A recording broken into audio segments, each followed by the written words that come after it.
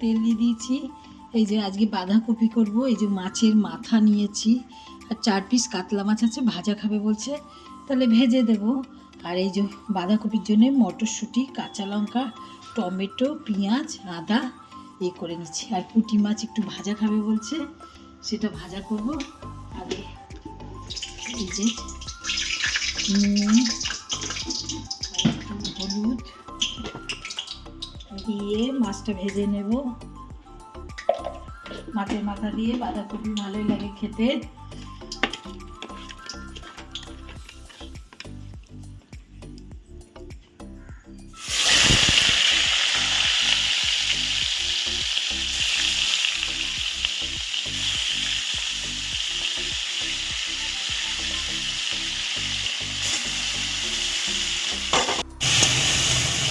এই যে টমেটো দিয়ে মশলাটা দিয়ে কষাচ্ছি। বাঁধাকপি এই যে মাছের মাথা ভেজে রেখেছি, এটা দেবো।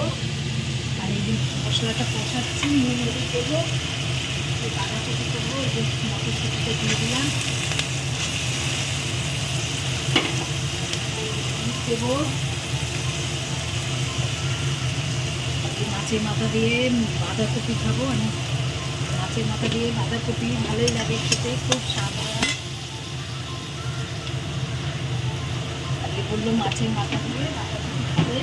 মশলাটা ভালো করে কষিয়ে নিই, দেখতে থাকুন, ভিডিওটা ভালো লাগবে। বাঁধাকপিটা হয়ে গেছে, মটরশুঁটি, টমেটো, কাঁচা লঙ্কা, জিরা, এই জন্য একটু সাদা সাদা হয়েছে। মাছের মাথা দিয়ে করলাম, হয়ে গেছে।